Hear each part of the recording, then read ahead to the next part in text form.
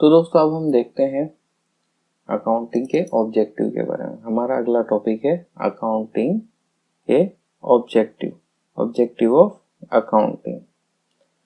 दोस्तों अकाउंटिंग का ऑब्जेक्टिव क्या होता है, क्या पर्पस है, हम क्यों बनाते हैं, अकाउंटिंग क्यों की जाती है। अकाउंटिंग का जो बेसिक ऑब्जेक्टिव है वो यूजर्स को यूजफुल इंफॉर्मेशन प्रोवाइड करना है।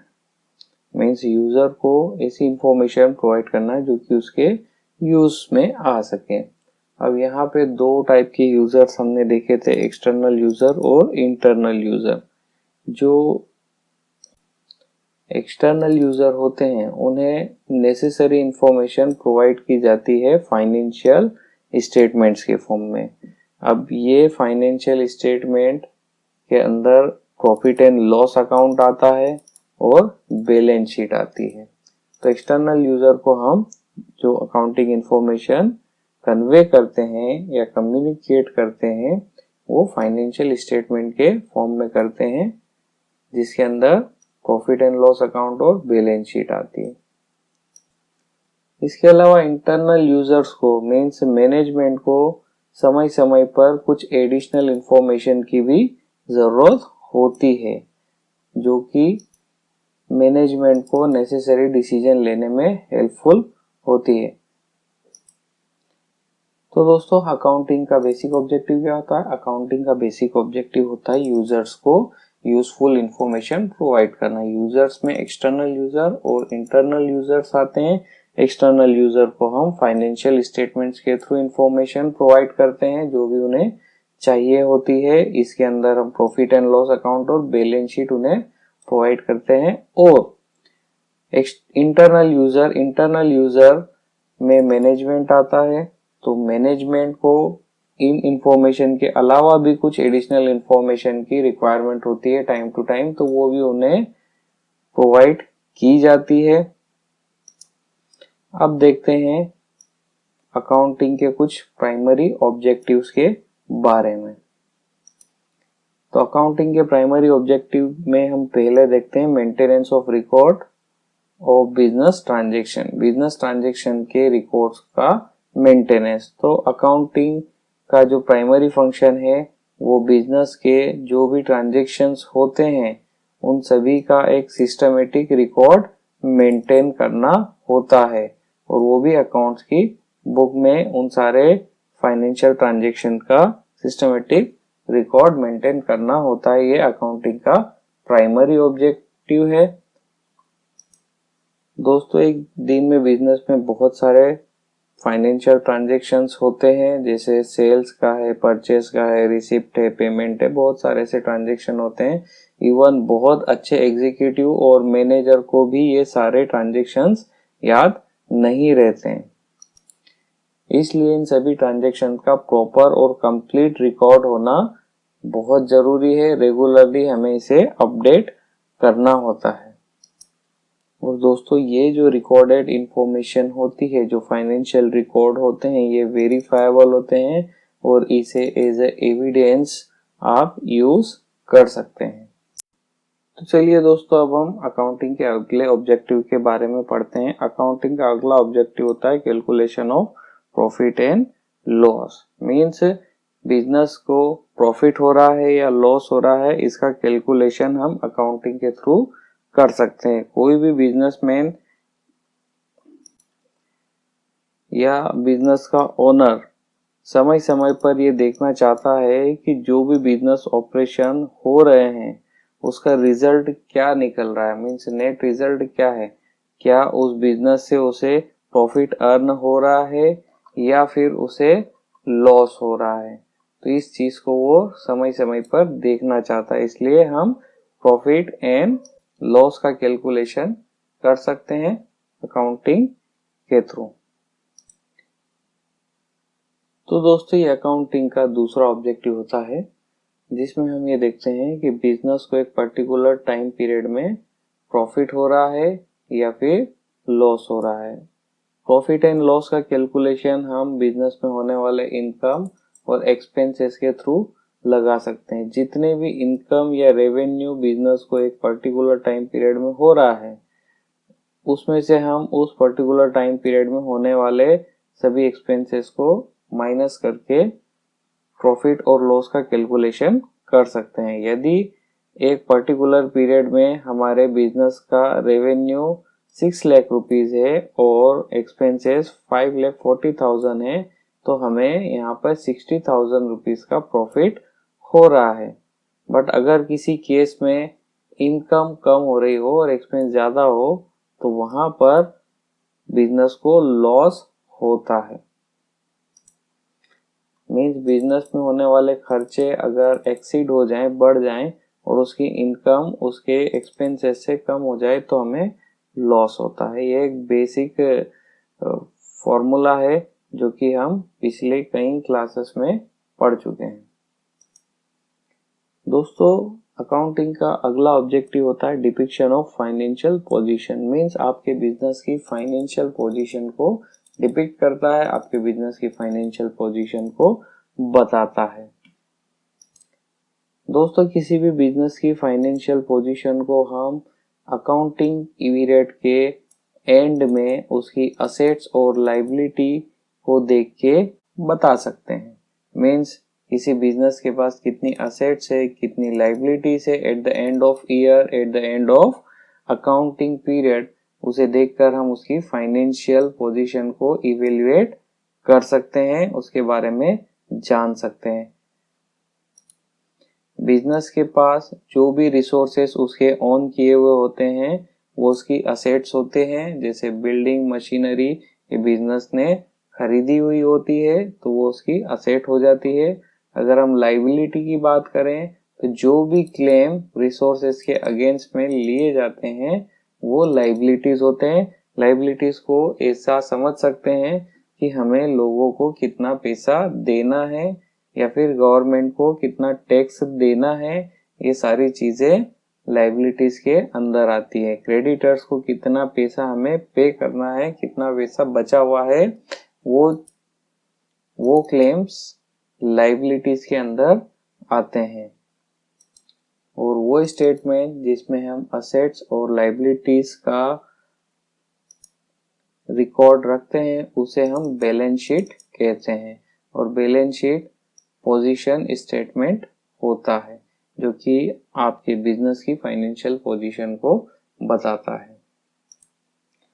दोस्तों, अकाउंटिंग का अगला ऑब्जेक्टिव है providing accounting information to its user. Accounting information को इसके यूजर्स तक पहुंचाना, यूजर्स को अकाउंटिंग इंफॉर्मेशन प्रोवाइड करना। तो यूजर्स को अकाउंटिंग इंफॉर्मेशन प्रोवाइड की जाती है रिपोर्ट्स के फॉर्म में, स्टेटमेंट के फॉर्म में, ग्राफ्स और चार्ट के फॉर्म में हम यूजर्स को अकाउंटिंग इंफॉर्मेशन कम्युनिकेट करते हैं। अलग अलग सिचुएशन के लिए हमें अलग अलग टाइप की कम्युनिकेशन टेक्निक का यूज करते हैं। किसी यूजर को रिपोर्ट्स के फॉर्म में इंफॉर्मेशन दी जाती है, किसी को स्टेटमेंट, किसी को ग्राफ्स और चार्ट की रिक्वायरमेंट होती है। हम जानते हैं कि अकाउंटिंग में हमें दो टाइप के यूजर्स या दो टाइप के यूजर ग्रुप्स होते हैं। हम अकाउंटिंग में हमारे पास दो टाइप के यूजर ग्रुप होते हैं। पहला होता है इंटरनल यूजर। इंटरनल यूजर कौन होता है? जनरली कंपनी का जो मैनेजमेंट होता है किसी भी फर्म और कंपनी का, वो इंटरनल यूजर होता है और उसे टाइमली इंफॉर्मेशन प्रोवाइड करनी होती है सेल्स की, प्रॉफिटेबिलिटी की, ताकि वो बिजनेस के अंदर प्रॉपर प्लानिंग, कंट्रोलिंग और डिसीजन मेकिंग के काम कर सके। इसके बाद आते हैं एक्सटर्नल यूजर। एक्सटर्नल यूजर के पास लिमिटेड अथॉरिटी होती है, इसलिए उसे जो इंफॉर्मेशन फाइनेंशियल स्टेटमेंट के फॉर्म में मिलती है उसे उसी पर भरोसा, विश्वास करना पड़ता है, उसी पे रिलाई करना पड़ता है, उसी पे फेस करना पड़ता है। अब ये फाइनेंशियल स्टेटमेंट उसके कंपनी की बैलेंस शीट हो सकते हैं, प्रॉफिट एंड लॉस अकाउंट होते हैं। तो दोस्तों, एक्सटर्नल यूजर के पास लिमिटेड अथॉरिटी होती है, इसलिए जो फाइनेंशियल स्टेटमेंट प्रोवाइड किए जाते हैं एक्सटर्नल यूजर को, उन्हें उसी पे रिलाई करना होता है, उसी पे भरोसा करना होता है। इसमें बैलेंस शीट और प्रॉफिट एंड लॉस अकाउंट आते हैं। देखा जाए तो प्राइमरीली एक्सटर्नल यूजर को इन चीज़ों में, नीचे दी गई चीज़ों में ज़्यादा इंटरेस्ट होता है। चलिए एक एक करके देखते हैं कि किन किन चीज़ों में एक्सटर्नल यूज़र का इंटरेस्ट होता है, किस टाइप की इंफॉर्मेशन एक्सटर्नल यूज़र को प्रोवाइड की जाती है। तो दोस्तों सबसे पहले होते हैं इन्वेस्टर या फिर पोटेंशियल इन्वेस्टर। ये वो लोग होते हैं जो कि आपके बिजनेस में पैसा इन्वेस्ट करते हैं और ये अपने रिस्क और रिटर्न के बारे में इंफॉर्मेशन लेते हैं। इट मीन्स जितना पैसा उन्होंने लगाया है उसका रिटर्न कितना मिलेगा, इसके बारे में उन्हें इंफॉर्मेशन चाहिए होती है। यूनियन और एम्प्लॉय ग्रुप्स को बिजनेस की स्टेबिलिटी, प्रॉफिटेबिलिटी और बिजनेस की वेल्थ का बिजनेस के अंदर कैसे डिस्ट्रीब्यूशन हुआ है, इसके बारे में जानकारी चाहिए होती है। और जो लेंडर्स और फाइनेंशियल इंस्टीट्यूशंस होते हैं वो आपकी क्रेडिट वर्थीनेस को चेक करते हैं या आपकी क्रेडिट वर्थीनेस की इंफॉर्मेशन को एनालिसिस करते हैं। मीन्स आप उनका लोन रीपे कर पाओगे या नहीं, आप उनके इंटरेस्ट को पे कर पाओगे या नहीं। फाइनेंशियल इंस्टीट्यूशन से आप लोन बोरो करते हो और अगर किसी से आप लोन बोरो करते हो तो वो आपके अकाउंटिंग इंफॉर्मेशन का एनालिसिस करके आपकी फाइनेंशियल पोजीशन को एनालिसिस करके आपको लोन प्रोवाइड करते हैं। अगर आप उनका लोन रीपे करने जैसी कंडीशन में होते हो तो आपको वो फाइनेंशियल इंस्टीट्यूशन लोन प्रोवाइड करेंगे, अदरवाइज वो आपको लोन प्रोवाइड नहीं करेंगे। दोस्तों सप्लायर और क्रेडिटर्स को भी कंपनी की इंफॉर्मेशन में इंटरेस्ट होता है। मीन्स वो आपको जो रॉ मटेरियल है या फिर आपको